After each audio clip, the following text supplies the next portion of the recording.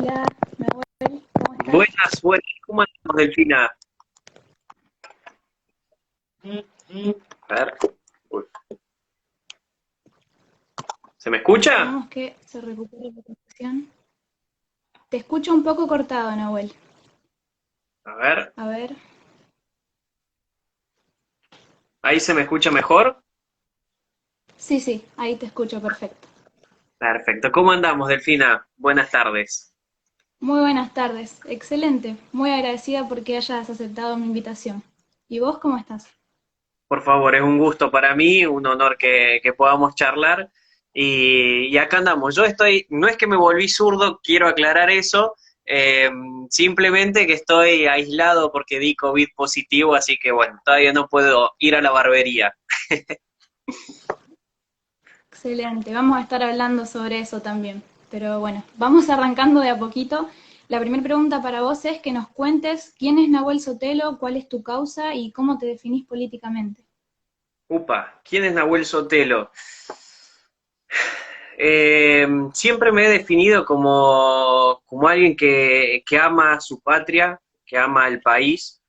Eh, He trabajado en política o he estado en política ya hace 10 años, desde los 15 años que milito en política. Hoy por hoy ya con una tarea un poco más activa, más importante, si se quiere, dentro del armado partidario, dentro de los armados de los espacios, con una finalidad que es la unificación de la centro-derecha para las próximas elecciones, por lo menos en los distritos donde se nos permita o donde las figuras deseen bajar sus egos y ponerse al servicio de la patria. En todo este proceso he escrito un libro y bueno, también he fundado un partido político. Y a la vez soy presidente de un partido político en orden nacional. Y mi definición política, creo que me defino dentro, bueno, no creo, no, me defino dentro del conservadurismo, sin lugar a dudas. Conservadurismo, excelente. Bueno, vos acabas de mencionar que escribiste un libro también, entonces la segunda pregunta va por ahí. El libro se llama Cartas de los 70, el dolor de la otra parte, y tengo entendido que tiene un punto de vista más revisionista sobre lo que son los 70, esta etapa tan oscura para los argentinos. Entonces, ¿qué nos podés contar sobre este proyecto? ¿Cómo fue que surgió y qué fuiste descubriendo y qué concluiste con este libro? Bien, este libro nace en realidad desde cuando yo iba a la secundaria, estaba creo que en tercer, cuarto año de la secundaria, y se acercaba el 24 de marzo, y estando en clase con un profesor que en ese momento,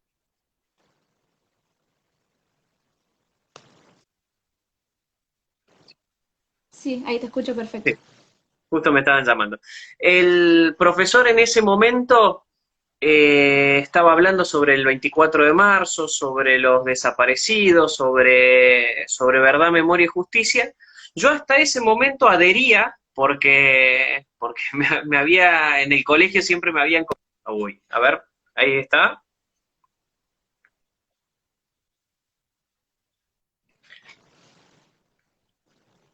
¿Se me escucha? Sí, Nahuel, te escuchamos Ahí perfecto está. ahora.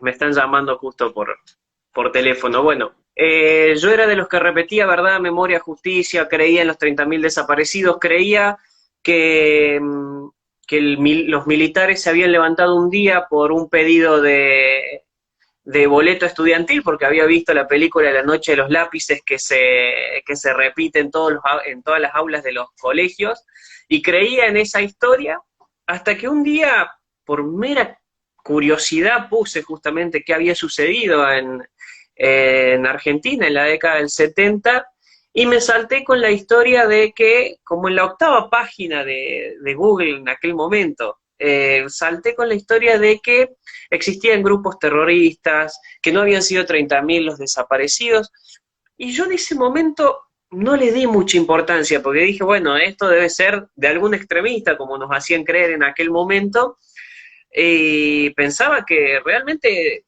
había leído algo mal. Entonces, en clase con este profesor que hablaba justamente de este tema, el cual incluso yo me estaba preparando para ir a la marcha del 24 de marzo, la primera vez que iba a ir a esa marcha. Levanto la mano al profesor y, y le pregunto, le digo, profe, ¿puede ser que, el 24, que en la década del 70 hayan existido grupos terroristas? Yo en ese momento estaba enfrentado con el profesor, pero por cuestiones políticas de ese momento. Yo era anti-kirchnerista, él era ultra-kirchnerista, pero en esto yo creía que nos uníamos, que era un punto de unión justamente. Y cuando yo le pregunto eso, el profesor me pide que guarde silencio, me pide que guarde silencio. Yo ya en ese momento lo peor que me podías hacer a mí era justamente mandarme a guardar silencio. Entonces pasan 2 minutos más, vuelvo a levantar la mano y le pregunto, profe, ¿puede ser que los 30.000 desaparecidos no sean tal, que no hayan existido 30.000 desaparecidos? Y el profesor muy amablemente me dijo que le deje de llenar la cabeza a mis compañeros y me sacó del curso. Entonces, cuando me saca del curso, yo estando afuera, empiezo a pensar y digo, bueno, si me sacan del curso por preguntar, es porque realmente algo atrás hay. Entonces creo que desde ese punto en adelante empecé con toda una búsqueda de la verdad histórica, porque a nosotros siempre nos dicen verdad, memoria y justicia. Y en realidad justamente está bien lo que piden, porque piden memoria, nunca piden historia. La memoria es parcial, de hecho nosotros acá podemos tener esta conversación y capaz que una persona se acuerde de algo, otra persona se acuerde de otra parte, y cada uno va a formar su memoria. Ahora, la historia, los datos, los hechos, van a ser justamente basados en, no sé, ir, revisar en alguno de nuestros perfiles, ver el video completo y ahí sacar la historia completa. Entonces, siempre digo que debemos pedir más historia y menos memoria. Y te cuento una anécdota que siempre cuento. Yo lo que intento hacer es, a través del libro, llegar a los sentimientos de las personas. Porque mucha gente cree que esto es pasado, cree que esto ya pasó, ya terminó, cuando en realidad hay mucha gente que está sufriendo esto. Yo, gracias a Dios, he podido visitar muchas cárceles, conozco muchos presos, y hay familias que están sufriendo, hay presos militares, hay un montón de personas que siguen sufriendo hoy en día estos atropellos. Entonces te cuento una parte del libro. La primera parte la hago con cartas, basándome en hechos sucedidos, no sé, una esposa que pierde justamente a su esposo por una bomba que pone un militar, un hijo que es secuestrado, un soldado que batalló en los campos de Tucumán, en los montes tucumanos, lo cual fue una guerra terrible lo que vivieron los tucumanos, porque ya en Tucumán querían hacer justamente un estado paralelo. Entonces, esa es la primera parte. La segunda parte, yo era en Córdoba y a mí era joven, yo lo saqué el libro hace 2 años, tenía 22, 23 años, me gustaba salir. Entonces salgo una vez a una fiesta que se hace en la Facultad de Psicología. Facultad de Psicología, muchos se imaginarán cómo son esas fiestas al aire libre, con bueno, todo el surderío, por así decirlo.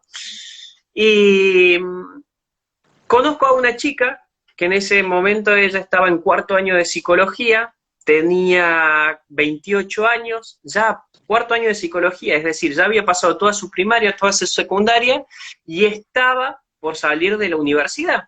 Entonces, en esa fiesta, bueno, se habla de todo un poco, y esta chica, bueno, empezamos a hablar de la década de los 70, y ella comienza a insultar a la institución, al ejército.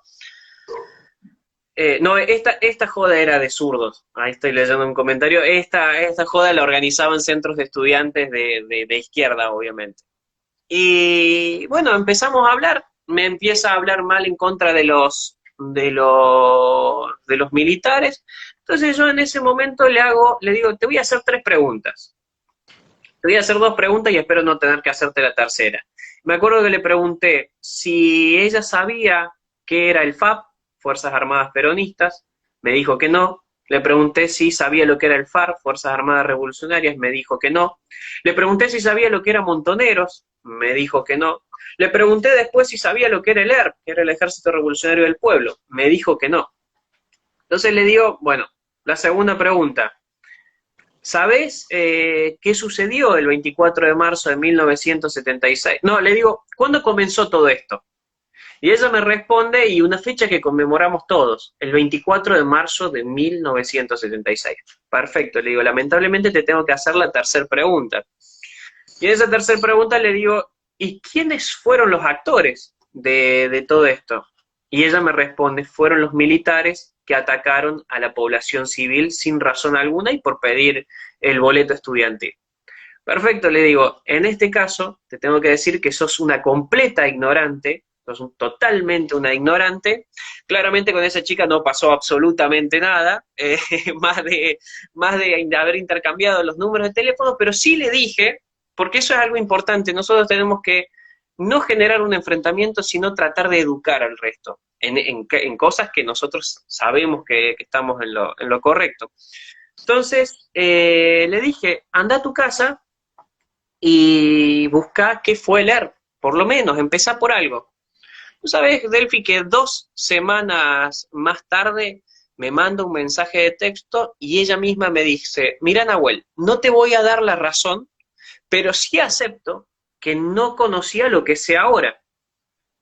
Perfecto, le digo, buenísimo, espero que sigas involucrándote, sigas buscando. Pasaron 2 semanas más y me dijo, mira Nahuel, estaba totalmente equivocado, ahora tengo una visión mucho más amplia y te pido disculpas si en ese momento falté el respeto a alguien que vos conocías o te falté el respeto a vos. Yo le dije, no le faltaste el respeto a nadie, qué sé yo, pero hoy esa chica conoce la época de los 70 justamente porque hubo alguien que se tomó el tiempo de explicarlo un poquito. Entonces, a través de esa vivencia es que en el segundo capítulo del libro agrego un poco de historia, pongo también, por ejemplo, cuando Montoneros hundió el Ara Santísima Trinidad, porque acá, nosotros recordemos, el gobierno perdió un submarino, el Ara San Juan, y estábamos todos pendientes de eso, pero nadie se acuerda que en la década del 70, en el año 75, Montoneros, por ejemplo, tenía tanto poder de fuego que hundió el Ara Santísima Trinidad.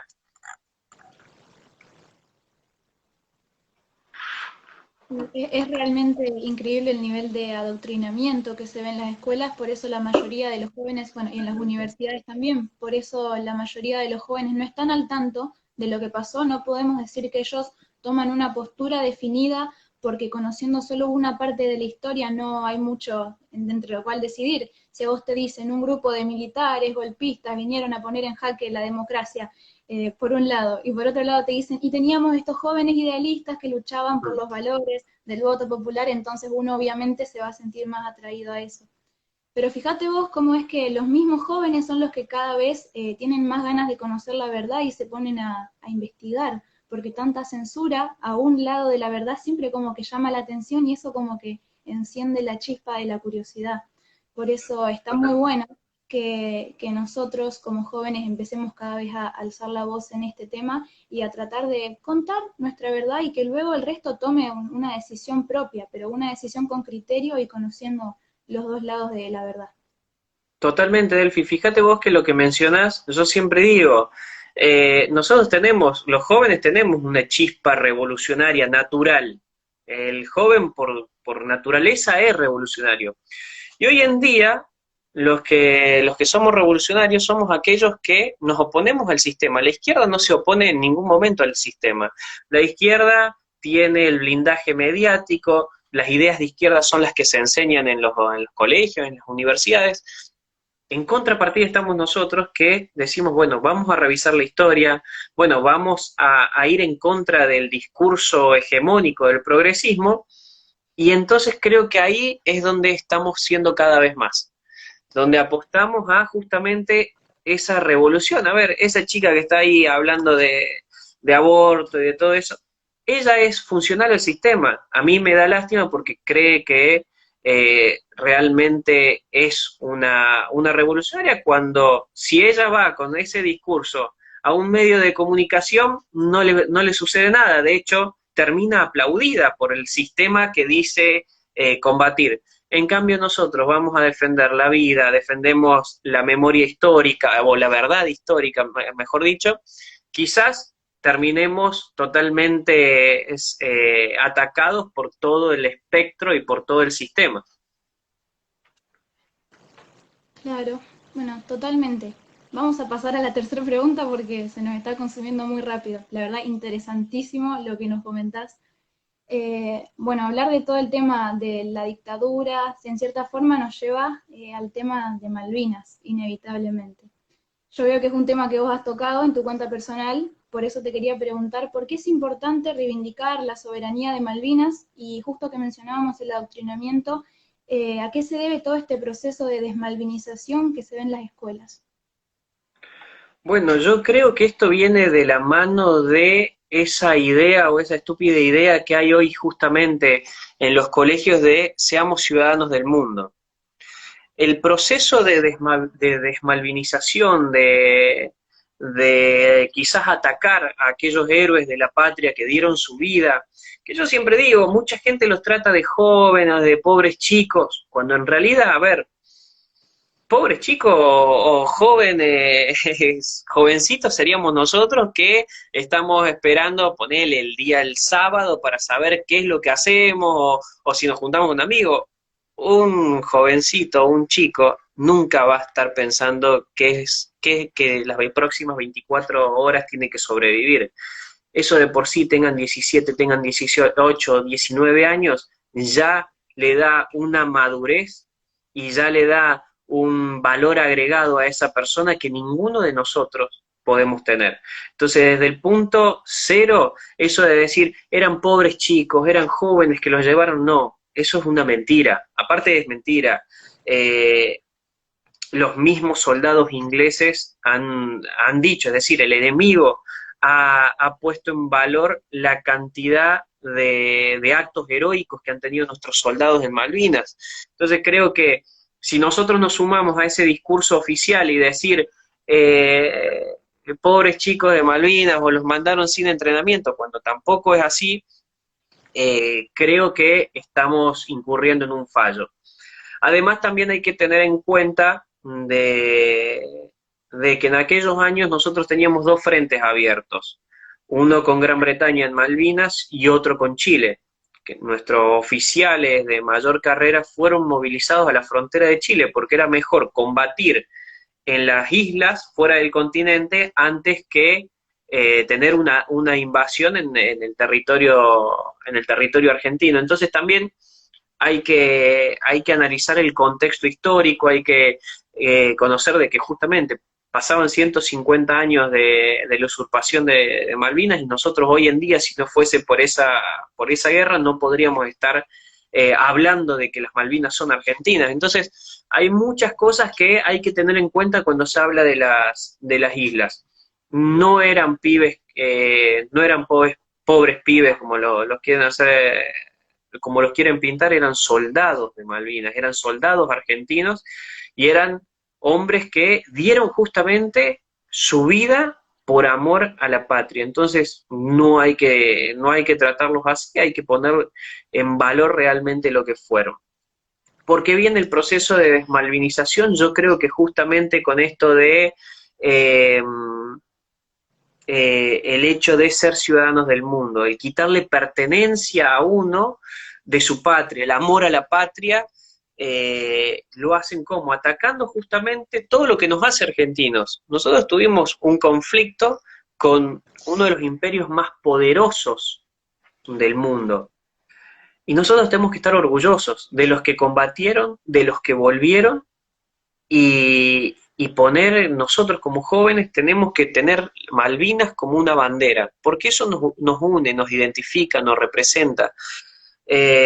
Ahora, si justamente atacan a aquellos que dieron su vida por esta tierra, si atacan a atacan a nuestras costumbres, nuestras tradiciones y quieren poner esa idea de somos ciudadanos del mundo, bueno, lo que van a lograr es y que lo están logrando, es crear justamente una generación de personas que si vienen y te ponen una base o te usurpan en nuestra tierra, te van y te quitan soberanía, nadie va a hacer nada. ¿Por qué? Porque te van a decir, ah, no, vos no podés dar la vida por la patria.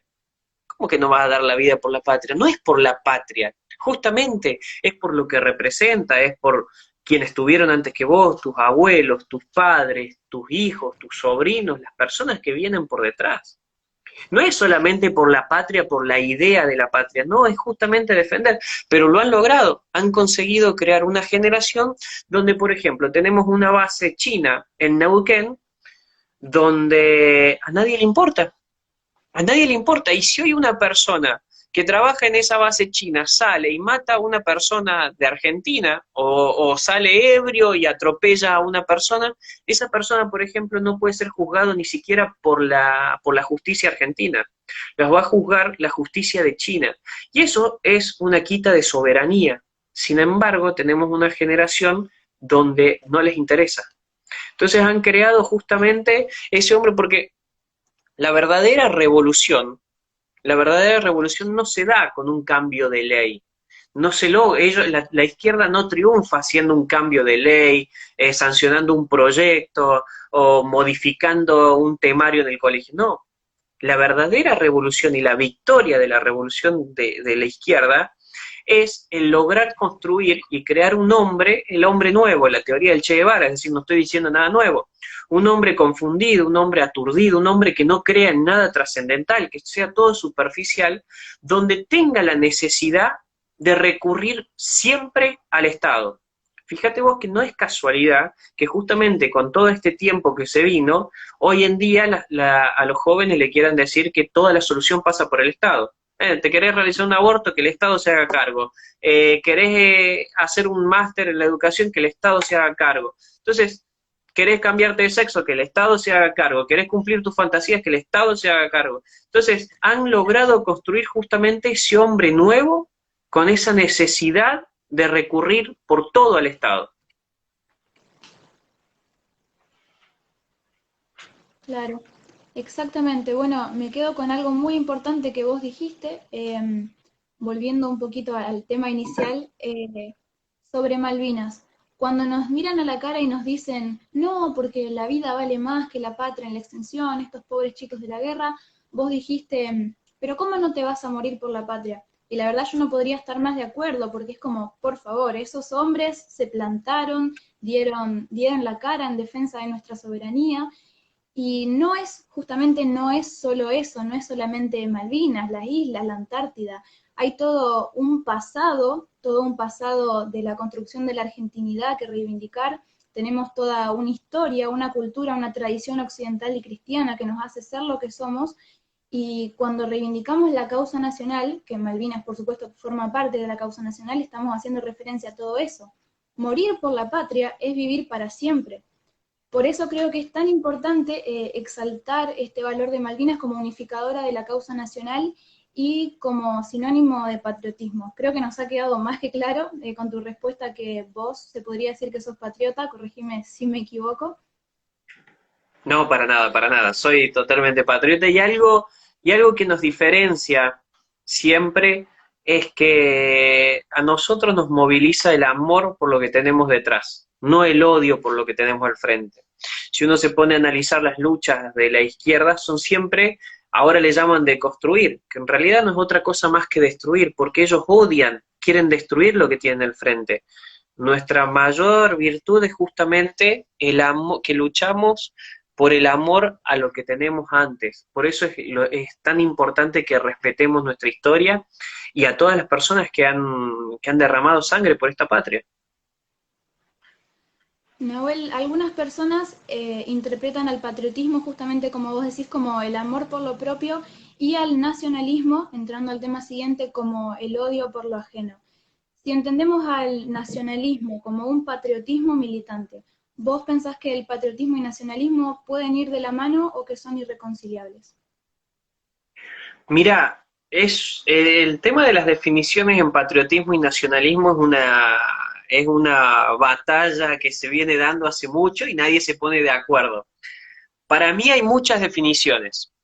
Hay algunos que dicen que el nacionalismo es la militancia del patriotismo, lo cual es una definición válida. Ahí tenés después otras definiciones económicas donde el patriotismo es, estas definiciones son las que justamente no se ponen de acuerdo. Después, en economía, por ejemplo, hay gente que dice que el patriotismo es abrirse al mundo siempre y cuando se respete, por ejemplo, la mano de obra de ese país. Por ejemplo, dando un ejemplo acá en Argentina, es, bueno, que venga, no sé, una empresa extranjera, pero el Estado le exige que el 80% de esa mano de obra que va a poner la empresa sea argentina. Hay otros que la definición de nacionalismo lo económico es una economía más cerrada. Yo no quiero entrar mucho en ese juego, lo que yo siempre digo, y por ahí alguna gente se enoja, es que para mí patriotismo, nacionalismo tienen que ir siempre de la mano, siempre y cuando el nacionalismo sea con C y no con Z. Porque durante mucho tiempo hemos visto que un sector del nacionalismo argentino justamente lo que ha hecho, que aparecía diciendo somos lo antisistémico, somos los antisistemas, se volvieron parte del sistema. Entonces hay personas que, o quizás líderes políticos en los cuales hoy lo utilizan justamente para desestimar todo un movimiento. Entonces ahí hay que tener cuidado. Yo siempre digo, me manejo en el campo de la política, también es un juego dialéctico, y por ahí, ante la mala interpretación que pueda haber de algunas personas cuando uno dice nacionalista, yo a mí mismo me llamo como patriota. Porque también, en realidad, no hay una definición exacta. También hay otros que dicen que el, el nacionalista es quien ama a su país porque es el mejor país del mundo, y hay otros que dicen que el patriota es la persona que ama a su país solamente porque le pertenece.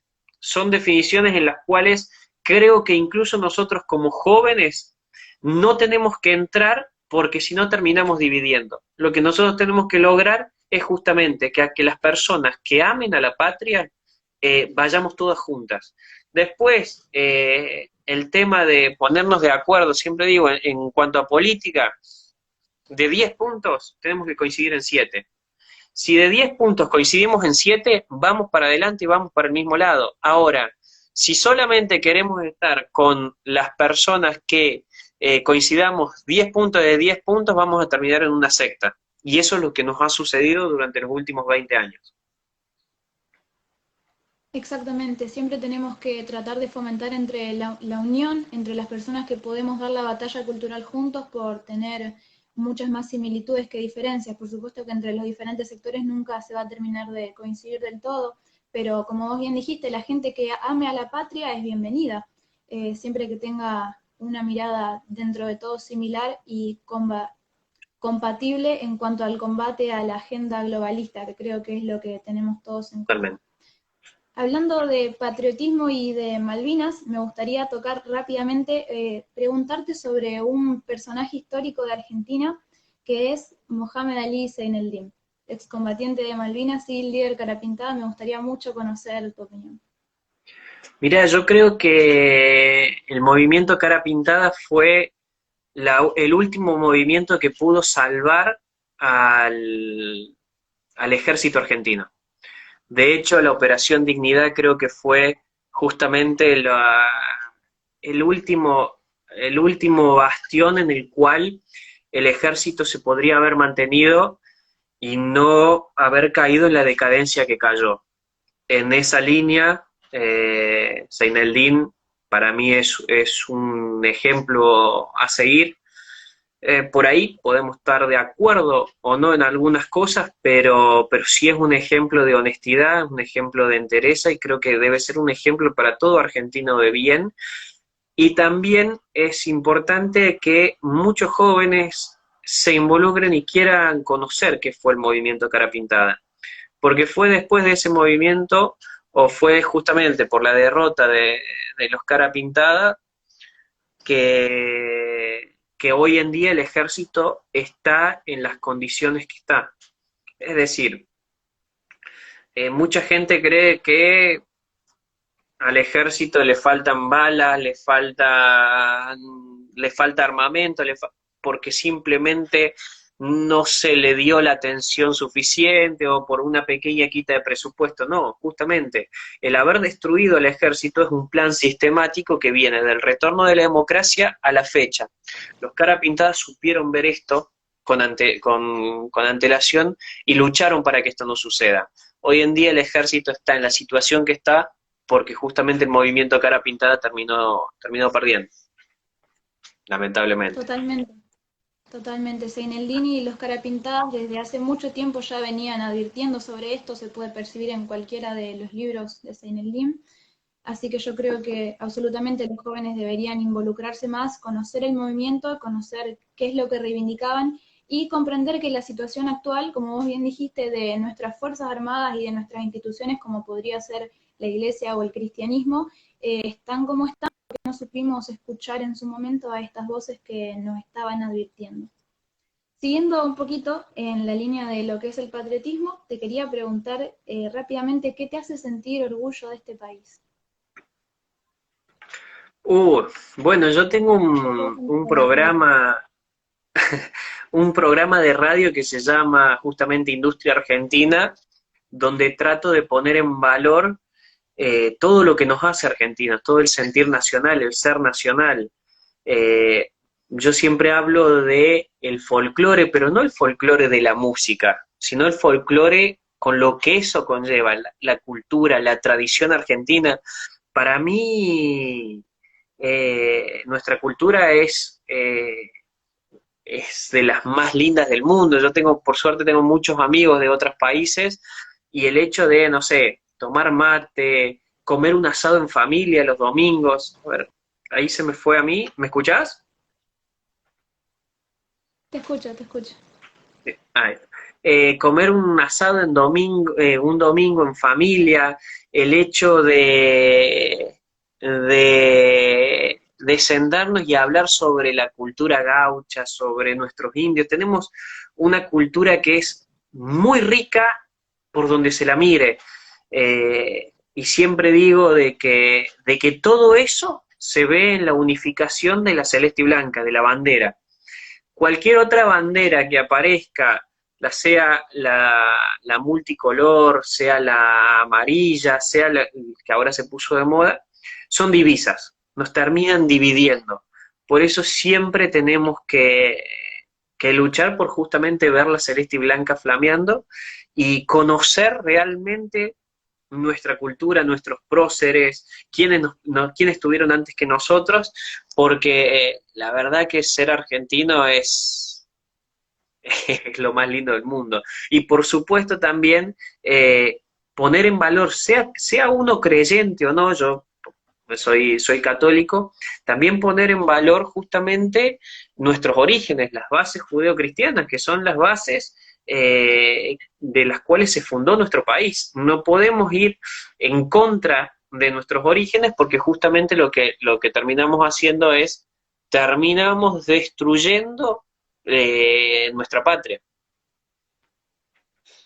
Claro, No, totalmente. y ahí veo un comentario, la religión no dividió, de hecho, justamente en un principio Argentina se crea en las bases fundacionales de una iglesia católica. Recordemos que las provincias estaban totalmente enfrentadas. Si nos ponemos a ver qué tienen en común, porque muchos dicen, no, bueno, pero étnicamente, no, la gente de, no sé, de Jujuy no tiene, étnicamente no tiene casi nada de similitudes con la gente de Buenos Aires. Lo que unió en un primer momento fue la Iglesia Católica. La Iglesia Católica unió al país, no dividió. No caigamos en ese error de lo que nos han comentado. De Claro, hecho, totalmente. Obispo Comprender. Trejo, Alberdi, estaban todos de acuerdo en las bases cristianas, perdón. No pasa nada. Comprender que la tradición argentina es occidental y cristiana, es algo que nos unifica, incluso dentro de lo que es el patriotismo.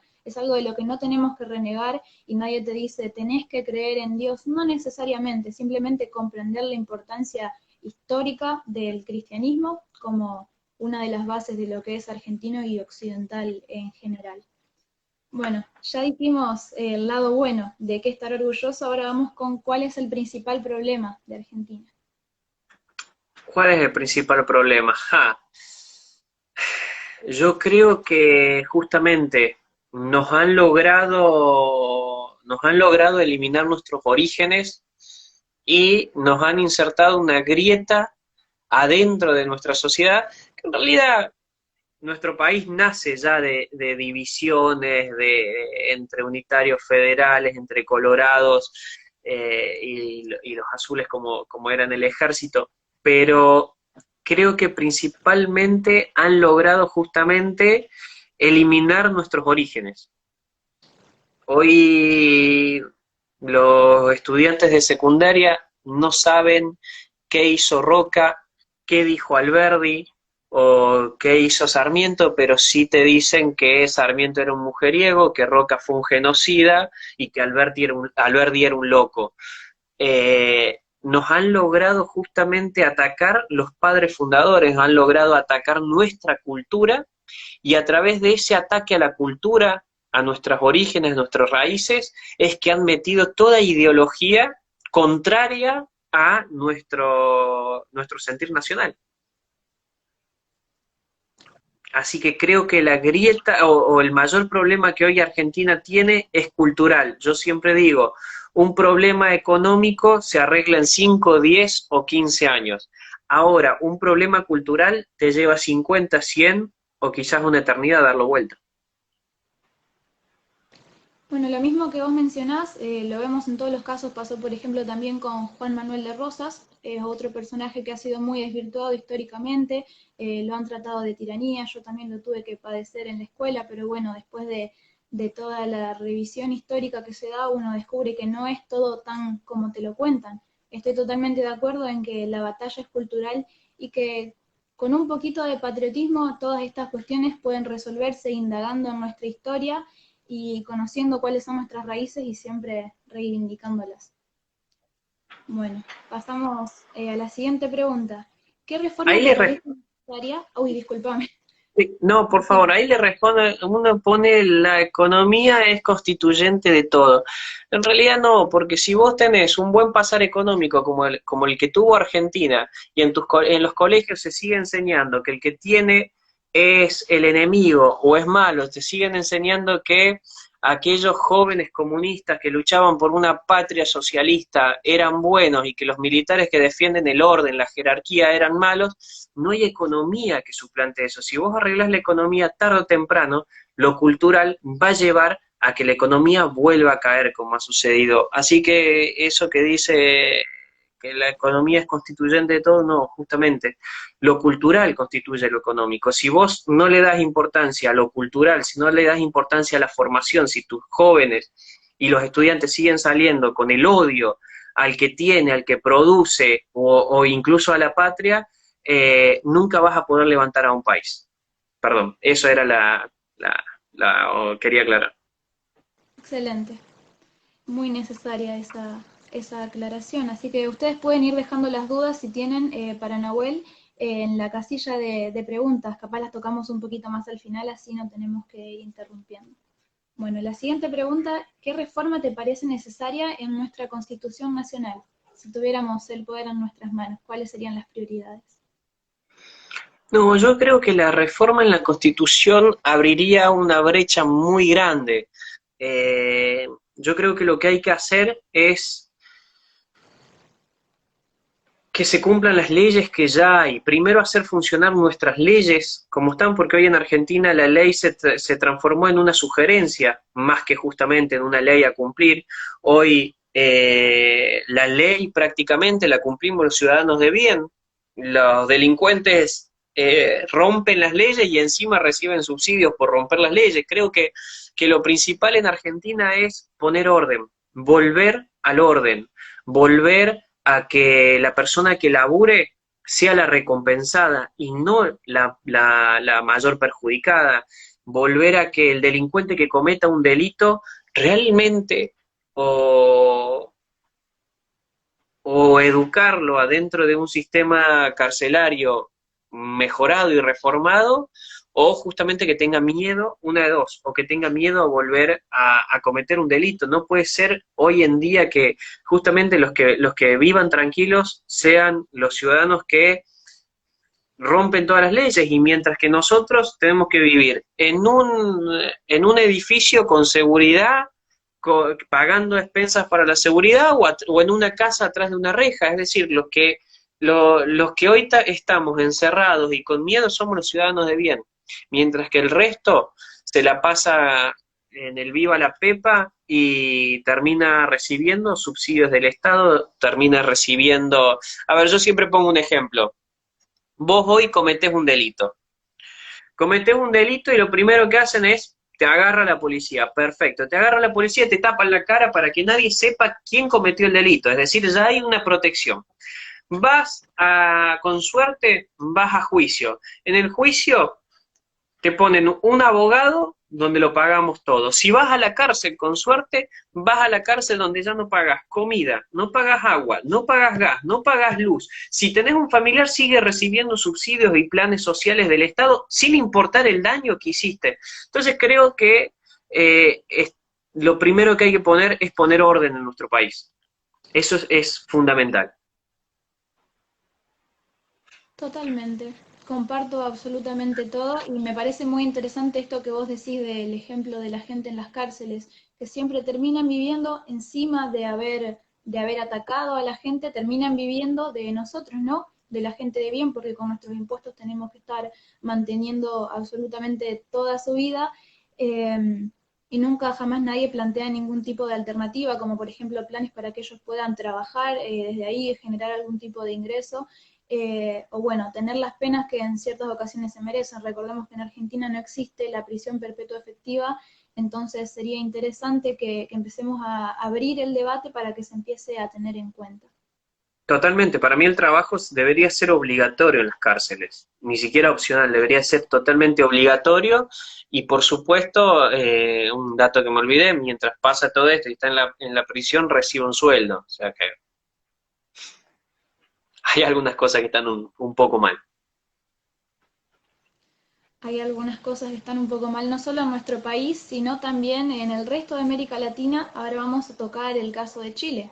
Siguiendo el hilo de la Constitución y las leyes y reformas, Chile votó recientemente a favor de redactar una Constitución nueva. Entonces queremos saber cuáles van a ser las consecuencias de esto, cuál es el verdadero trasfondo político y si es cierto que el pueblo de Chile tiene una tendencia histórica a ser de izquierda.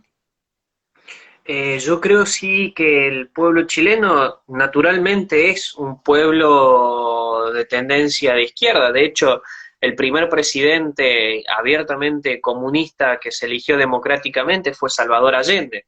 Salvador Allende, que fue infiltrado por todos lados y fue aliado de Cuba. Eh,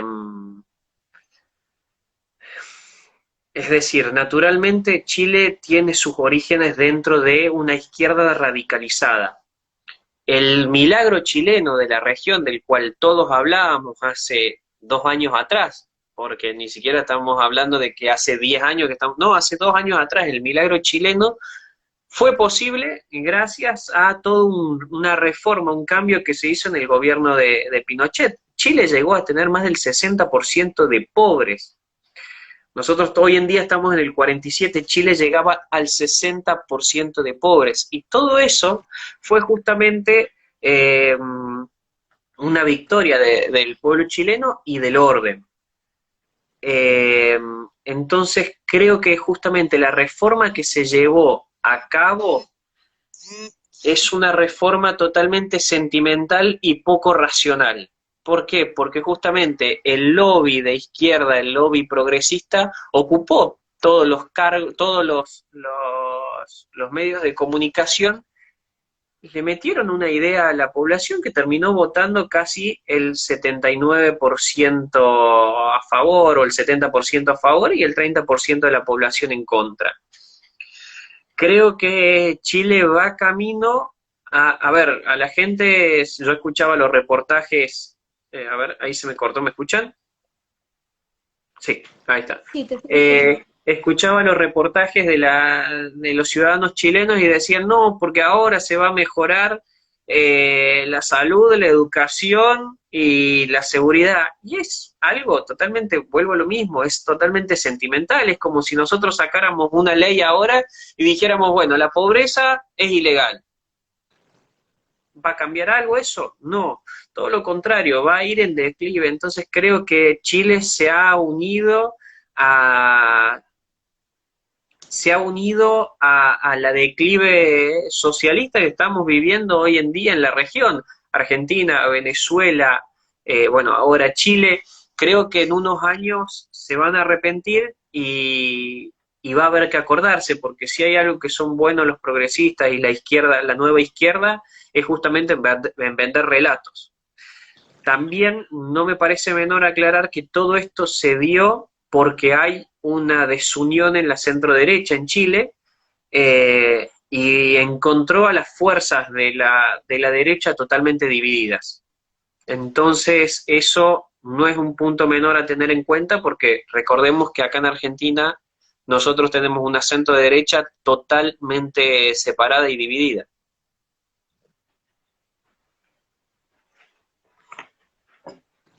Bien, Nahuel, nos queda bastante poco tiempo, pero me gustaría, si te puedo quitar un poquito más de tiempo, cuando se acabe el tiempo de este vivo, podríamos iniciar otro aprovechando que estamos teniendo bastante audiencia. Por supuesto, ningún problema.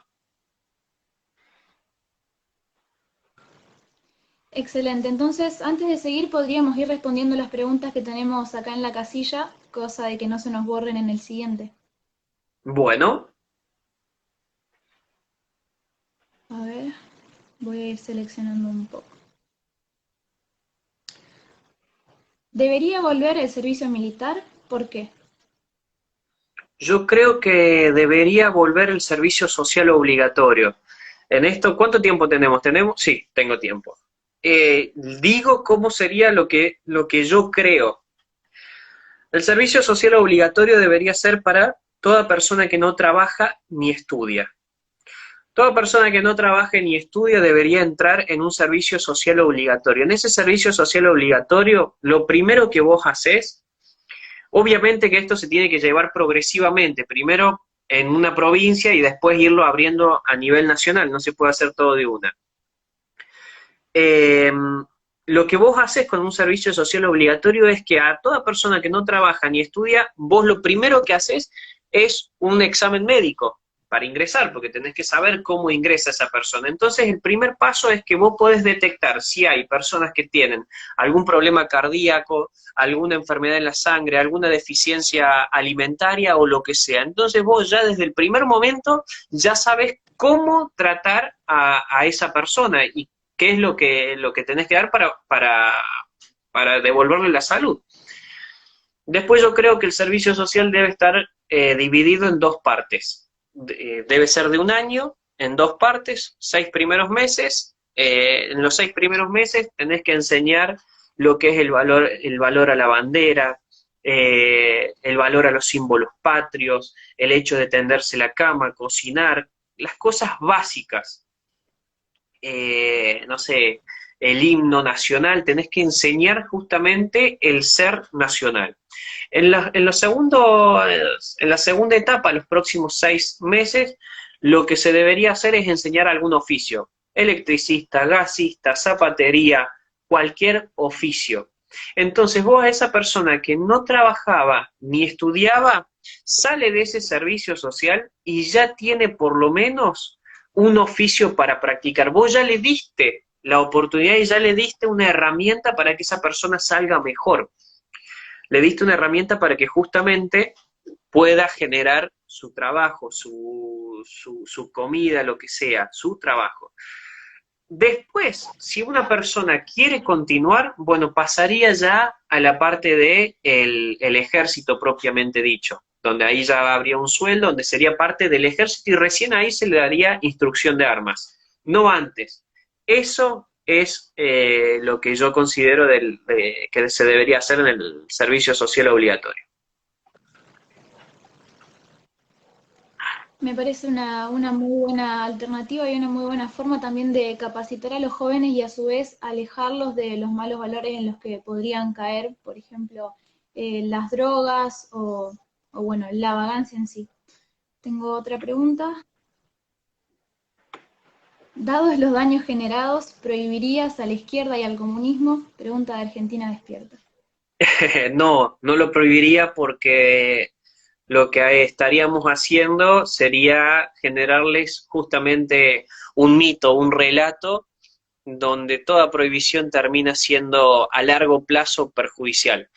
Les daríamos las herramientas para que se creen su propio relato, un relato que no existe, y creo que lo que menos deberíamos hacer es justamente darle esa posibilidad. Bien, Además, si logramos la educación y que la gente se eduque, no creo que nadie quiera ser de izquierda ni comunista. totalmente. A ver, estoy seleccionando alguna otra pregunta. ¿Qué opinan sobre los mapuches y sus supuestos reclamos? Eh, para mí el tema de los mapuches son enemigos de la patria, no porque lo diga yo, sino porque ellos en sus comunicados han dicho que son enemigos de nuestro país, así que como enemigos de la patria deben ser tratados como tal. Y sin ahondar mucho, pero los mapuches ni siquiera son pueblos originarios de nuestro país. Nuestro país tiene sus pueblos originarios en los tehuelches, pero no en los mapuches. De hecho, justamente fueron los mapuches los que asesinaban a nuestros pueblos originarios, si se quiere. Así que por ende deben ser tratados como enemigos de la patria. Comparto totalmente. Hoy en día funcionan como un grupo subversivo y separatista que no le hace ningún bien a nuestro país. Se cansan de reírse de nuestra tradición, de nuestra cultura y de nuestra gente, así que comparto eso de comprenderlos como lo que son enemigos de nuestra patria. Aparte, cabe aclarar, y perdón que haga una aclaración más con respecto a ese tema. Eh, yo en las elecciones pasadas fui asesor, yo soy asesor político y consultor electoral, eh, y tuve la posibilidad de estar en Salta, y en Salta visité algunos pueblos originarios. Y me resulta muy extraño o muy paradójico cómo grupos feministas que levantan la bandera del Huipala, que dicen defender a los derechos de los pueblos originarios, cómo avalan, por ejemplo, que en ciertos pueblos originarios, por ejemplo, en el que yo estuve allá en Salta, quien inicia sexualmente a las nenas a partir de los 13 años es el padre. Quien puede tener muchas parejas y muchas mujeres es el cacique de esa comunidad. Puede tener todas las mujeres que desee, y esas mujeres no tienen derecho, esas mujeres no tienen voz, ni mucho menos tienen voto. Es decir, son sociedades realmente o comunidades realmente patriarcales, pero sin embargo son justamente las que gozan de el apoyo de estos grupos feministas, que justamente lo que menos han hecho es pisar una comunidad mapuche o una comunidad indígena. Totalmente, me pregunto dónde están todos los grupos que se adjudican la defensa de la mujer cuando tenemos estas situaciones de desigualdad enfrente nuestro, ¿no? Situaciones de verdadera desigualdad donde se podría hacer algo para ayudar a estas personas. A ver, Totalmente.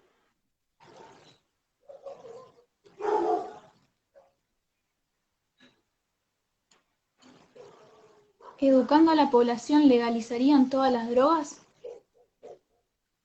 No, yo creo que es un debate, a ver, se me escucha así, creo que es un debate en el cual nuestra sociedad no está listo, y hablar de este tema con un supuesto de educando a la población, creo que estaríamos favoreciendo a lo que se llama la ventana de Overton. Pero creo que bajo ningún punto de vista, hoy por hoy, nuestro país está preparado para este debate, y estas cosas son temas de la clase alta de la Argentina, o sea, quienes debaten la legalización de las drogas es la clase alta, no es ni siquiera una necesidad que tenga justamente la clase baja, que es la que más golpeada está. Además hay otro debate que se tiene que dar, que no se da. Legalizando las drogas, el narcotráfico deja de ser delito. ¿Qué haces con todos los que están presos por narcotráfico? ¿Los dejás, los soltás? Creo que todavía no es un momento para debatir estos temas. Excelente, yo comparto. Personalmente yo diría que ni hoy ni nunca. Lo que haría sería, por supuesto, eh, brindar educación para que los jóvenes lo eviten, pero siempre dentro de la ilegalidad, porque eso se trata de reconocer que es algo que está mal y que causa un gran daño irreparable en la juventud y en la sociedad en general. Pero es una reflexión personal. Siguiente pregunta: ¿una medida económica o social que te parezca crucial hoy en día? Uf, medida social, creo que yo siempre digo de que nosotros necesitamos una ley en la educación argentina que, eh, que haga hincapié en justamente educar a nuestros jóvenes en el valor a la patria y en nuestros orígenes, nuestra historia. Creo que eso es fundamental. Medida económica, creo que sin lugar a dudas hay que bajar los impuestos a los que producen. Hoy en día la sociedad productiva del país está totalmente asfixiada por impuestos del Estado y no reciben ninguna retribución a cambio. Así que creo que hay que hacer una reforma tributaria sumamente profunda donde bajemos justamente la carga impositiva que tiene nuestro país.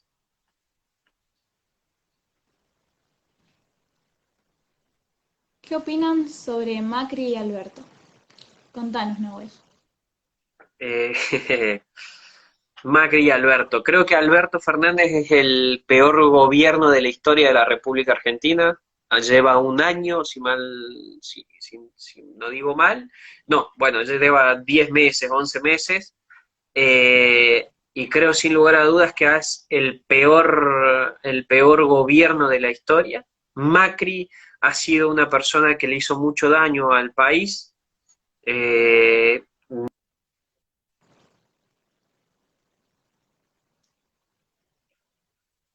no creo, ¿me escuchás? Sí, sí, te escucho. Perfecto. No creo en que haya que votar nuevamente a una coalición de Cambiemos. Creo que justamente hoy estamos viendo, hoy hablaba justamente con parte del equipo y veíamos cómo está en tema el tema de las usurpaciones y todo.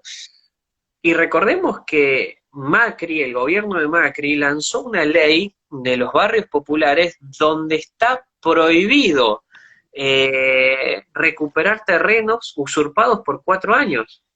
Es decir, Macri le dio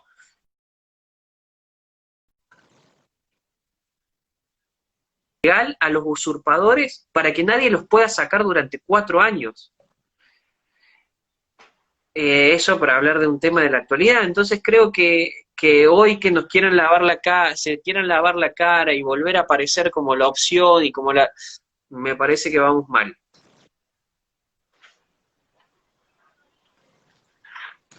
¿Qué opinan de los desarmistas? Yo particularmente estoy totalmente a favor de la libre tenencia de armas. Siempre, uno cuando dice libre tenencia de armas, la gente se imagina que puede ir cualquiera a un supermercado, comprar un arma y listo. No, creo que sí debería haber un proceso psicológico, no debería estar a manos de un sindicato como está al día de hoy, y, pero sí creo en la tenencia de armas, en la libre tenencia y portación de armas, porque mucha gente dice, sí, yo estoy a favor de la tenencia, pero no de la portación. ¿Para qué querés tener un arma si no la vas a portar? O sea, es una locura, o sea, no te sirve de nada. Eh, Hoy por hoy nos tenemos lamentablemente, los que se tienen que defender somos los ciudadanos de bien, porque además los únicos que no tenemos acceso a las armas somos aquellos que cumplimos la ley. porque el delincuente, a ver, nosotros trabajamos en barrios vulnerables, donde sabemos que las armas se las alquilan incluso por un fin de semana, para no comprarlas, vos vas, las alquilás un fin de semana, las usás para trabajar, como dicen ellos, y después las devuelven, o sea que el mercado negro está, y los delincuentes tienen las armas, es decir, los únicos que hoy en día no tenemos la posibilidad de tener un arma, somos aquellos que cumplimos la ley, o sea que me parece una locura. Claro, totalmente. Los narcos, los delincuentes ya están todos armados hasta la cabeza. Si nosotros pudiéramos adquirirla sería únicamente para defensa y bueno, para poder garantizarnos la seguridad.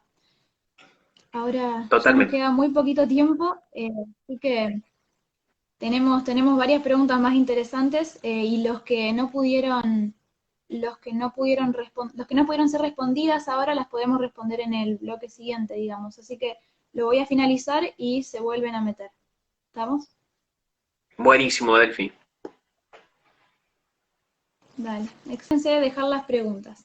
Ahora seguimos con la lista que teníamos.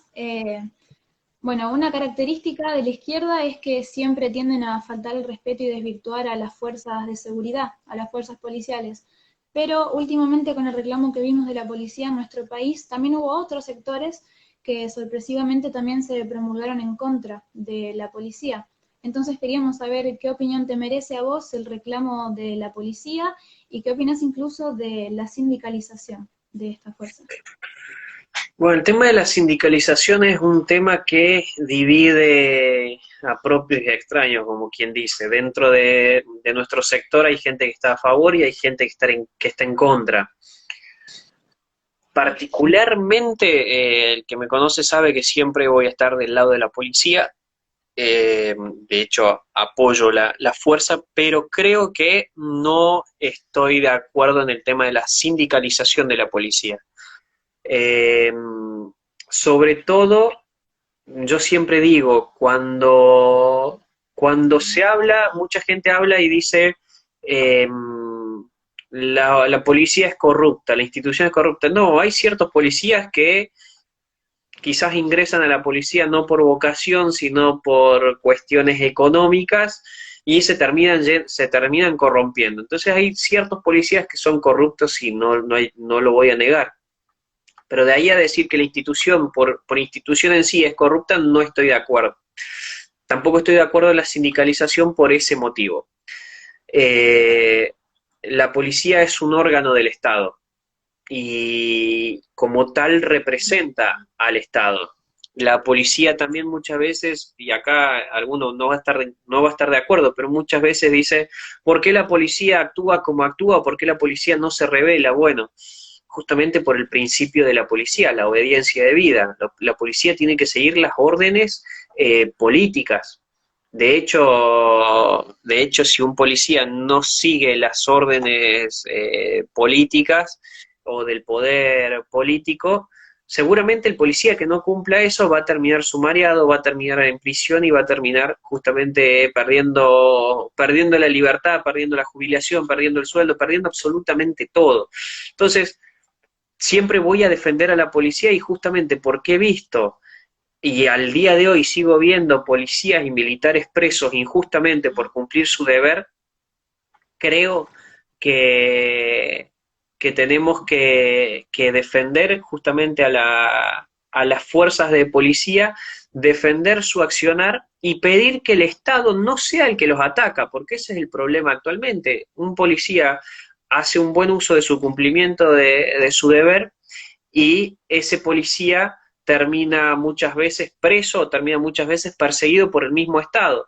Entonces creo que sí la ciudadanía tiene que empezar a apoyar un poco más, porque después nos quejamos y decimos, la policía no actúa. No, no es que la policía no actúa, es que siendo policía uno tiene miedo, porque no solamente tenés miedo del delincuente, sino que tenés miedo de las consecuencias que te pueden llegar después si vos, no sé, por ejemplo, mataste o heriste a un delincuente en pleno proceso.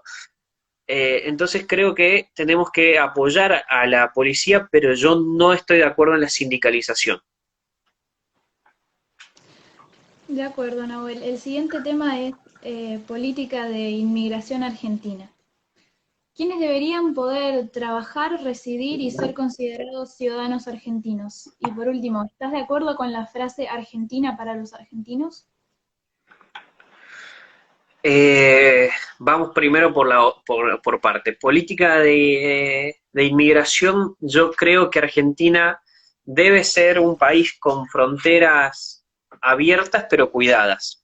Abiertas a toda persona que quiera venir, quiera trabajar y quiera prosperar en nuestro suelo, pero si vos tenés un antecedente penal, si vos tenés algún antecedente porque, no sé, robaste un caramelo o lo que sea, no deberías ingresar al país. Ahora, aquella persona que ingresa al país, sí creo que para sacar la ciudadanía argentina debería hacer todo un curso donde se le enseñe historia de nuestro país, donde se le enseñe el valor de nuestro país, el valor de nuestra bandera, nuestros himnos, nuestros símbolos patrios, y terminen básicamente cantando el himno nacional y poniendo justamente, no eliminando su patria, pero sí aceptando a Argentina como su segunda patria y quien les está dando, les va a dar prosperidad en dicho caso, pero no creo que haya que cerrarse sí, solamente a los argentinos. De hecho, nuestro país ha sido hecho también por manos de inmigrantes. Entonces, Argentina para los argentinos, no estoy de acuerdo con lo que eso significa. Creo que debemos ser una patria abierta y que reciba, de hecho, nosotros hoy en día tenemos el octavo país más grande del mundo y tenemos solamente 40 millones de habitantes. Es algo muy poco, pero también creo que a la vez que abrimos las fronteras y permitimos a la gente que entre, también tenemos que direccionarla. No puede ser que sigamos teniendo en Córdoba, Rosario y Buenos Aires los mayores asentamientos de personas que generalmente no son de nuestro país. Creo que hay que empezar a poblar todo el sur. Nosotros en las 3 provincias del sur argentino entra toda la población mundial. No lo digo yo, lo dice un estudio incluso del Ministerio de Desarrollo. Así que creo que hay que abrir las fronteras para quien quiera trabajar y direccionar a esas personas. Es decir, el país se puede ver beneficiado y la persona que ingresa también se puede ver beneficiada. Claro, coincido en que tenemos que poblar nuestro país. Y bueno, como vos dijiste, justamente Argentina fue fundada por la inmigración, pero inmigración, hay que decirlo, de gente que venía con propósitos de trabajo, gente que traía consigo mucha cultura. Y bueno, creo que ese es el tipo de personas que tienen que ser aceptadas hoy en día, gente que vaya a aportar y a la cual nosotros también podamos cederle nuestra tan bella cultura. Así que Por en esto, supuesto, de por acuerdo. supuesto. De hecho, yo, por ejemplo, no estoy a favor de la salud, por ejemplo, salud gratuita para el extranjero, porque he vivido en Salta, porque conozco que, por ejemplo, en nuestros países vecinos se llaman los tours sanitarios. Venden tours sanitarios de 24, 48 horas donde se suben a un colectivo, van a nuestros hospitales, vuelven y nosotros perdimos justamente recursos y los atendimos gratis. Tampoco estoy de acuerdo con que el extranjero tenga que pagar el servicio, sino lo que tiene que hacer es un acuerdo bilateral, no sé, vamos a poner un ejemplo, entre Argentina y Chile o Argentina y Bolivia, donde el Estado de Bolivia, que es el que se tiene que encargar de la salud de sus ciudadanos, le pague al Estado argentino. Entonces el ciudadano no debería ir y pagar ese servicio, sino que ya está pagado por el Estado. Claro, totalmente. Y sería algo que nosotros podríamos tener mutuamente si vamos y queremos recibir salud en el país de ellos. Idealmente sería así. Exactamente. Muy bien. La siguiente pregunta, es un tema muy interesante. La grieta del momento creo que es más que nada entre los que son llamados pro cuarentena y anti cuarentena, o de otra manera pro cuarentena y pro libertad. También, bueno, se dice mucho a la gente que está en contra de cómo se está haciendo la cuarentena, que estamos en contra justamente porque nunca padecimos coronavirus o porque no somos cercanos al tema. Entonces quería aprovechar para preguntarte a vos, que lo estás viviendo en carne propia, diste positivo en coronavirus, si pensás que está siendo utilizada como un instrumento político o esto de estar teniendo el virus te hizo cambiar de opinión. No, yo creo que recordemos que además fui el primer argentino que denuncié al ministro de Salud. Esto es por el mate, no es por el coronavirus, cabe aclarar. Fui el primer argentino que denunció al ministro de Salud de la Nación, donde justamente decía que no estaba capacitado, el tiempo me dio la razón, el gobierno no tuvo una planificación, no planificó absolutamente nada, ellos plantearon una dicotomía entre salud o economía como si fuesen contrarias, no hubo, no hubo una planificación. A lo que voy es, a ver, dijeron tenemos los profesionales, bien, los profesionales eran los profesionales de salud, pero vos para manejar un estado, para plantear un estado de situación y medidas a tomar en cuenta, tenías que juntarte tanto con los profesionales de salud como con los economistas, como con aquellos que planifican a largo plazo. Yo a raíz de la publicación que hago donde cuento que doy positivo de COVID, me escriben mucha gente, me escriben 3 personas contándome una situación particular. Cada una de estas personas había tenido un familiar o un conocido que había terminado falleciendo por alguna otra cuestión y no por coronavirus. Ya sea una persona era por cáncer, otro era por un problema al corazón y otro por muerte súbita. Y esta gente se quedó sin tratamientos. Es decir, que yo creo que han matado a más gente por la inacción y por haber puesto las prioridades solamente al coronavirus, porque cualquier persona que tenía otra patología iba al hospital y no era atendida, que justamente por el virus. Y bajo ningún punto de vista creo que convivir con este virus deba ser el confinamiento absoluto. Yo lo tengo, no tengo tos, no tengo resfrío, no tengo fiebre, lo único que tengo es pérdida del olfato. Está bien, soy joven, todo lo que quieran. Ahora, mucha gente me dice, vos, bueno, vos porque no tenés ningún familiar muerto por eso. Perfecto, pero en las opiniones políticas no podemos agregar sentimiento. Si agregamos sentimiento a una opinión política, perdemos toda razón. Y al perder la razón podemos llegar a prohibir casi cualquier cosa, porque en cualquier actividad que podamos mencionar, hay una persona que ha perdido la vida. Entonces, cuando se agrega ese sentimentalismo, es donde se pierde la razón. Por ende, sí te voy a decir algo, Delphi, que tengo miedo, y lo estoy viendo cada vez más en los medios de comunicación, y es que se agarren de este tema, tienen que hacerlo durar mucho, pero vienen haciéndolo durar. Que se agarren de este tema para suspender, para suspender las elecciones del año que viene. Ya largaron el primer paso, que era justamente ver la reacción de la población ante la suspensión de las PASO. Ya hicieron uno.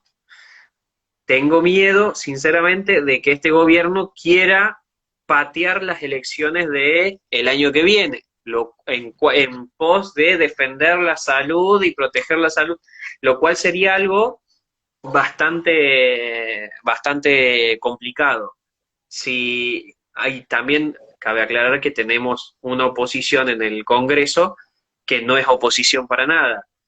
Tuvimos 90 días cerrado el Congreso, donde el gobierno solamente gobernaba a través de decreto y la oposición nunca dijo nada.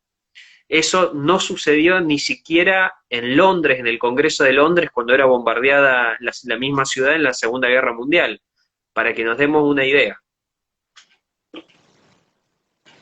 Claro. Bueno, sí, no sería sorprendente, ya uno no sabe qué esperarse de este gobierno.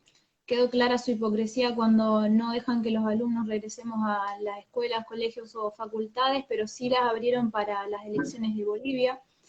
Exactamente. Cuando vos mencionaste lo de las PASO, yo quiero destacar, bueno, para mí personalmente las PASO están mal, son una gran pérdida de dinero, pero es cierto que aunque las estén sacando y en cierta forma pueda parecer algo bueno, lo hacen con todo un trasfondo político detrás, justamente para medir la vara de hasta dónde estamos dispuestos a dejar que pisen nuestros derechos. Así que esperemos que esto no ocurra, aunque que son capaces, tenemos que estar seguros de eso. Sí, y hay algo que hay que tener en cuenta. El kirchnerismo nunca se ha suicidado. Por ende, son una máquina electoral. Porque yo he hablado con mucha gente y me dicen, no, bueno, pero el kirchnerismo no va a volver a ganar la elección. No nos confundamos. Ellos están preparados para gobernar en el 2023 de nuevo y no van a dejar que se les escape una elección. No cantemos victoria antes de tiempo. Y el tema de las PASO hay que pensarlas bien justamente para saber cuál es el trasfondo. Claro, bueno, totalmente. Ahora, antes de que pasemos a las preguntas finales, podemos aprovechar y responder un par de las preguntas del público.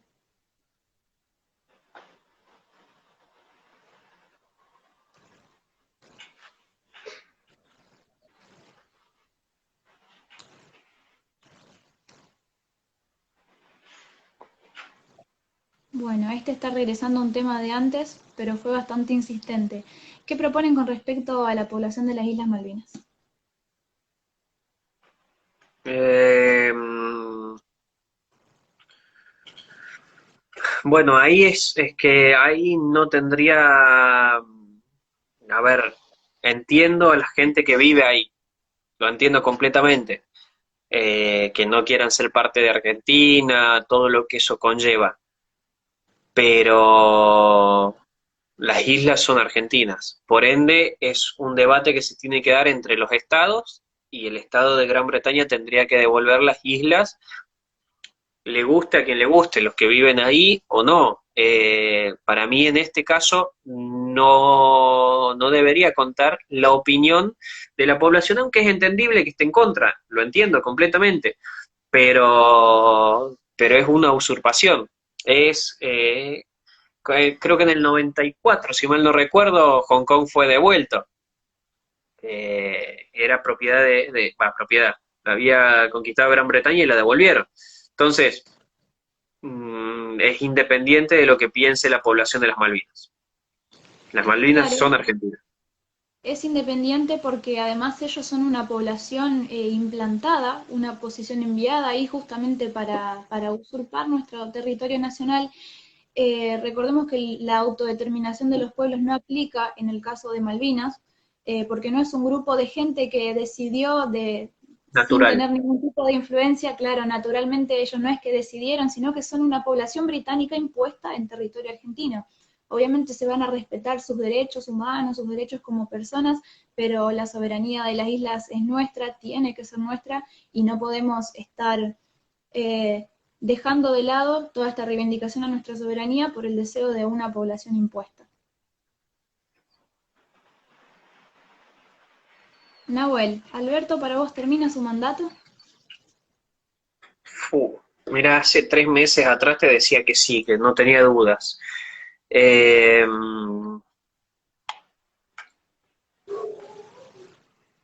es más, tengo una apuesta con un amigo que me dijo, Alberto no llega a diciembre, le aposté un asado. Creo que esa la gano. Eh, pero sí, considero que va a terminar su mandato. Bien. Esta es la última pregunta que vamos a responder, disculpen. ¿Qué consideran fundamental para la oposición, además de la coalición entre los partidos? Yo creo que la oposición, yo saco a la oposición, saco a Cambiemos. Para mí la oposición debe ser entre liberales, conservadores, nacionalistas con C, no con Z, siempre lo digo, eh, y a la vez creo, sin lugar a dudas, que lo que hay que hacer es que la derecha vuelva a ser popular. La derecha no puede estar suscripta a las redes sociales, a Facebook, Twitter, Instagram.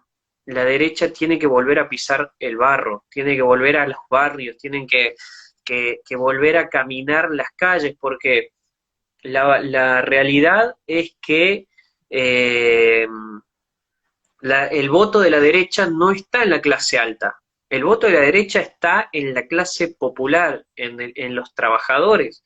El voto de la derecha está en la persona que quiere que le llegue el colectivo hasta la puerta de su casa cuando vuelve de trabajar. Quiere salir por una calle asfaltada cuando se va a trabajar. Quiere, si tiene que caminar 2 cuadras, quiere tener alumbrado público. Quiere salir y tener seguridad, que le brindemos seguridad. Y los únicos que no hemos puesto en práctica estas cosas ha sido la derecha en Argentina. Entonces creo que debemos dejar de tener ese, y espero que no se enoje nadie, ¿no?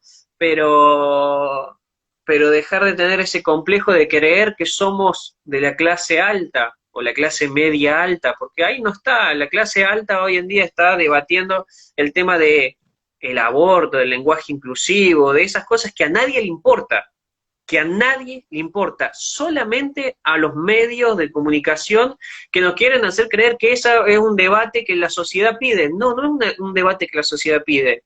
La clase popular, como digo, quiere vivir tranquila, quiere el que sale a trabajar, quiere salir a trabajar con la certeza de que no le van a robar. Queremos dejar de estar encerrados. Ese es el debate y esas son las ideas de la centro derecha. No tenemos que entrar en ese juego. Y tenemos que saber de que si vamos a ir a un barrio, pisarle el barro al puntero peronista, al puntero radical, conocer si en un barrio quién recibe planes para ayudar, quién está buscando trabajo para ayudar, eh, si hay un paciente oncológico, a dónde está para ayudar. Necesitamos volver a ser populares, no populistas, pero sí populares. La derecha no va a ganar las elecciones si primero no se hace popular. Claro, y la única manera de hacerla popular es, por supuesto, animarnos a empezar a alzar la voz, porque no es solo un sector político propiamente dicho, sino que, como vos dijiste, reside en una serie de valores que quizá una persona que no está involucrada comparte, pero no quiere, no tiene ganas de ponerse encima la etiqueta de ser patriota de derecha, nacionalista, conservador. Entonces, animarse a difundir simplemente los valores y a estar unidos en donde sabemos que las similitudes son mucho más fuertes que las diferencias. Vamos con una Totalmente. última de Poco Yo Sentado. ¿Qué opinan de la legítima defensa? Bueno, creo que un poco la respondimos. Es totalmente a favor de la legítima defensa. Yo, teniendo un arma en mi casa, amenazan a mi familia, sería el primero en disparar. Eh, y creo que el Estado debería defender justamente la legítima defensa. Absolutamente de acuerdo. Bueno, ya para ir cerrando un poquito, me gustaría que nos cuentes sobre tu futuro político o tus proyectos en general y cómo podemos colaborar con vos quienes te seguimos. El futuro político. Bueno, en Argentina uno dice una cosa y al otro día puede cambiar absolutamente todo. Yo, como comenté anteriormente, soy asesor y consultor electoral. Actualmente, ahora, en este momento, me agarro la cuarentena en Buenos Aires porque estoy trabajando, porque creo en la unión de una centro derecha para opción, por lo menos acá en Cava. También creo que se puede hacer una unión así en Santa Fe, también en Córdoba, no así en provincia de Buenos Aires, porque creo que hay jugadores ahí bastante importantes que ninguno quiere ser tercero de otro, porque esa es otra realidad, son todos hombres y tiene que ir primero y tercero, pero sí creo que, bueno, por lo menos yo estoy trabajando para unificar la centro derecha donde se pueda, y mis aspiraciones personales, ya que el año pasado, en las elecciones del 2019, yo rechacé ser diputado, candidato a diputado que hubiese entrado en la provincia de Santa Fe. Yo personalmente este año posiblemente organice para presentarme como candidato a diputado nacional en la provincia de Santa Fe o diputado provincial en la provincia de Buenos Aires, ya que por mi trabajo vivo 3 días y 3 días o 4 y 3 días. Pero por el momento mi único objetivo es la unificación de un espacio de centro derecha donde entendamos que no están los egos personales primero, sino que justamente lo que se puede venir si no tenemos una oposición en el Congreso, si no hay una centro derecha en el Congreso, puede ser muy grave.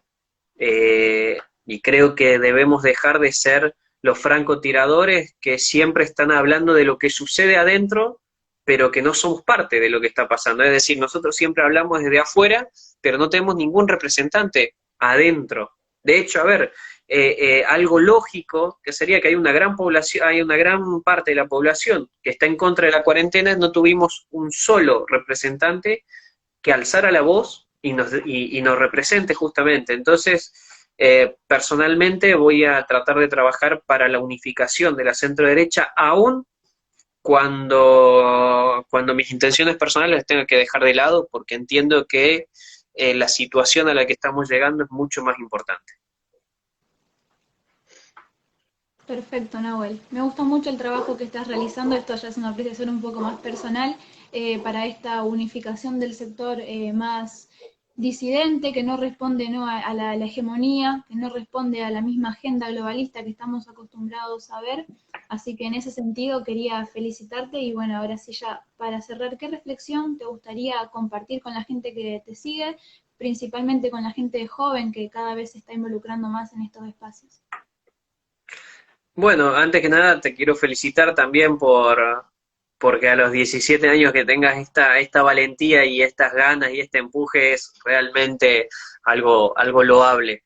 Así que felicitaciones, Delfina, y como reflexión yo siempre llamo a que los jóvenes investiguemos, que conozcamos nuestras raíces, que conozcamos por qué somos argentinos, nuestro origen, nuestra historia, y que dejemos, a ver, lo que se está jugando es nuestro futuro, y nuestro futuro no lo podemos dejar en manos de los mismos de siempre.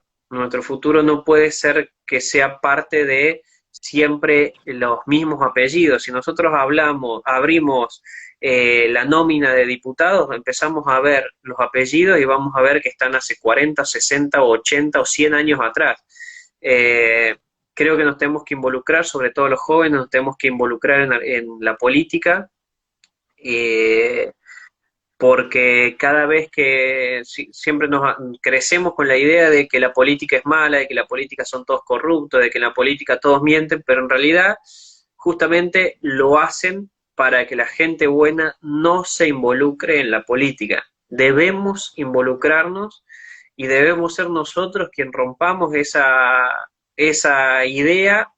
Siempre cito una frase de Platón que decía, sobre todo de noche es cuando más sentido tiene creer en la luz. Bueno, cuando a la política se la bastardea, cuando a la política dicen que es todo mentira, que son todos corruptos, bueno, ahí es cuando debemos ser esa luz y devolverle la honestidad a la política, formar parte y salir a caminar las calles, volver a ser la derecha popular. No vamos a salir de la situación en la que estamos si nos quedamos creyéndonos que la política pasa por las redes sociales. Todavía no pasa por las redes sociales. Entonces tenemos que volver a pisar los barrios. Excelente, excelente. Bueno, yo comparto esta reflexión, más que nada también por el lado de, a ver, ¿por dónde lo engancho? De ir dejando espacio para que las voces nuevas, las voces que hasta ahora no les hemos dado la suficiente atención y todo lo que hemos probado, hemos visto cómo siempre se va tirando para el lado del progresismo, para el lado del el atraso, ¿no? El atraso en cuanto al económico, en cuanto a lo social. Así que bueno, muy importante eso de prestarle atención a las voces nuevas, a las voces que están surgiendo, a los jóvenes, ¿por qué no?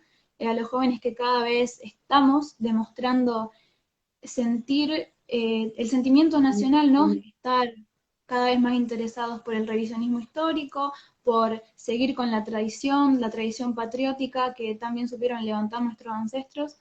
Así que, bueno, comparto tu reflexión y te quiero agradecer por haber aceptado la invitación para esta entrevista y, bueno, por dejarnos todo lo que sabes y todo lo que vas a hacer. Por supuesto, de este espacio te vamos a apoyar y sos bienvenido cuando quieras volver a participar. Muchísimas gracias, Delfina, muchísimas gracias a todos los que se han sumado y bueno, un honor haber podido conversar y tener esta conversación en este tiempito.